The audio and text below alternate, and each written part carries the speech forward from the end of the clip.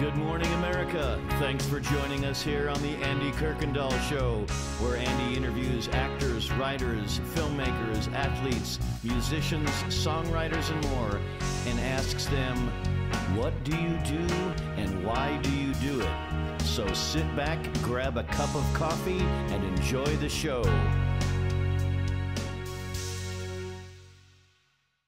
Good morning and welcome to Morning Moments. Today we have a special guest that is considered a marriage coach, and she's with Graceful Marriage Coaching. She's going to tell you about that, and she's also going to tell you about some other things she's involved with her husband. I am so thrilled to bring to Morning Moments Joy Slaughter. Welcome to Morning Moments. Good morning. Nice to be here. Thank you, Andy, for having me.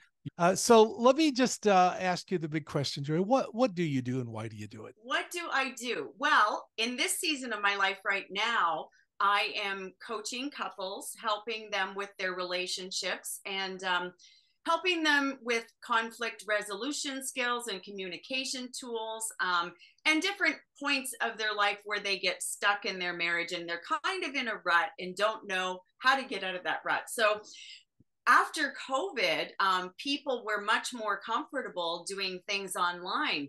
So whereas before, years ago, you'd have to have an office and people would come to see you. But now I can literally coach anyone from all over the world. So I'm on a few webinars, doing marriage webinars with people, and on one of them we have people from all over the globe that join, and I join with someone else, another master coach, and we're able to just help these people all over the globe.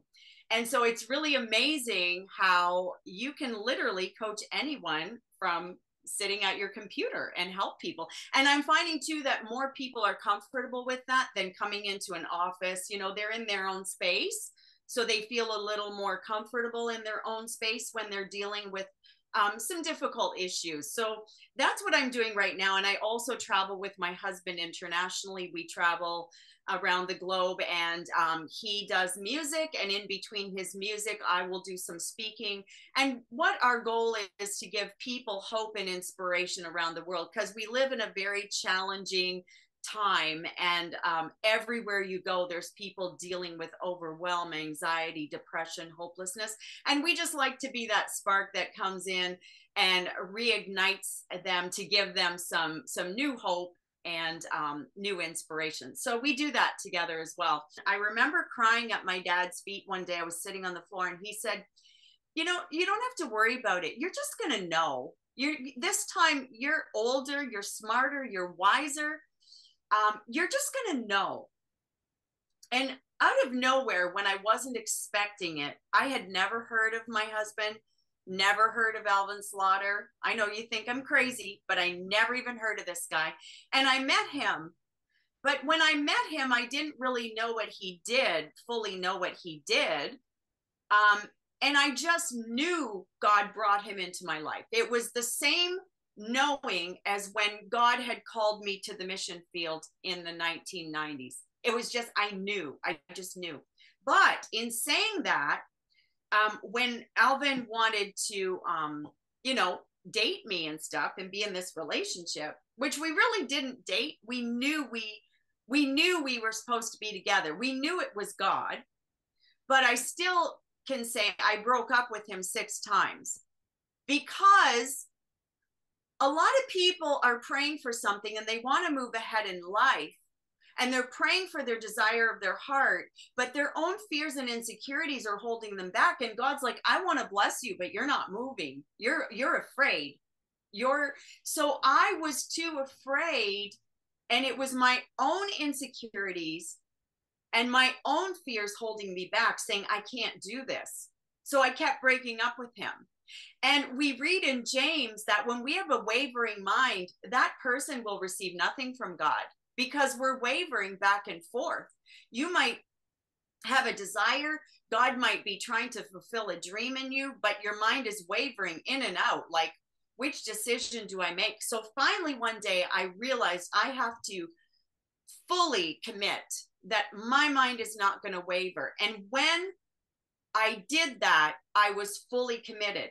So then once that happens in coaching, I call this first stage the romance stage. And your body creates all this dopamine and oxytocin, and you just have this feeling of feeling deeply in love. And, nothing matters really, because that's where the saying comes from, love is blind. You're so blinded by all these chemicals that your body is producing when you're in love that you're really blind to a lot of things. So then when you actually get married and you come into marriage and you're now trying to form this partnership, and you've got two different backgrounds and two different perspectives and two different sets of expectations, now all couples will come into a phase, what I call the power struggle. And it can be deeply heartbreaking for some couples, because some couples will even get to this point where they're trying to put their two lives together as one. And there's all this conflict because they don't have the conflict resolution skills they need. They don't maybe have a set of a toolbox filled with communication tools. And now they can start having thoughts they married the wrong person. And it's heartbreaking. And so one of the reasons I do what I do is because I understand that some couples get stuck there. And if you don't have the conflict resolution skills and the communication tools to get through this power struggle stage, a lot of couples start building resentment in their heart. And these are the little foxes that spoil the vine. These are the little roots that begin to grow right here in that power struggle stage. And they hold little bits of resentment and little bits of unforgiveness. And over time, it just builds layer upon layer. And this builds in their heart. And they end up learning to cope, staying in the relationship a lot of times, but they live as roommates instead of lovers. As you're sharing this, if somebody's listening to this and they're saying, we need help on our marriage, they've struck a nerve with what we're going through, and I could relate to what she's saying, what can they do to get a hold of you to find out how you could help them out with their marriage? Well, they can go to my website, which is gracefulmarriagecoaching.com. And all the information is there. They can either go to the calendar and schedule a consultation to see if I believe if they're coachable, and to see if I'm the right fit for them, because that's also very important that they feel comfortable with me. Also on there, they could send me an email. My email address is on there, joy@gracefulcoaching.com, gracefulmarriagecoaching.com, sorry. So they can reach out to me if they just go to the website, gracefulmarriagecoaching.com. And we can connect that way. That's probably the best way. But yeah, my passion is to help couples because God puts you together, or it's God's will. It doesn't mean it's easy. And we can tell that from stories in the Bible. I don't read of any stories in the Bible where it was really easy with no stress and no mess. So, yeah. Absolutely. Check this out. You've seen her website throughout the whole interview. You've seen it down below.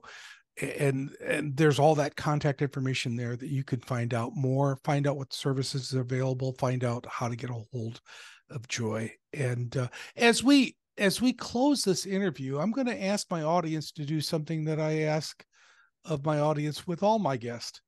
When you see this interview, I want you to take a few minutes to pray for Joy and Alvin, and pray that God would continue to bless their ministries separately and together, and also not only the music ministry that Alvin has had for years, but also for the coaching ministry for Joy. You see, this couple desperately needs your prayers, folks, and you need the practice. So pray that God would work through them in a great and mighty way. And if you need to get a hold of them, please connect with them.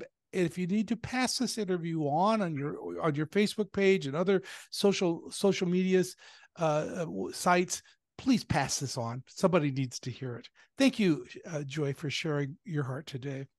Thank you for having me. It's been a real pleasure. Thank you for joining us. Keep coming back, and may God richly bless you.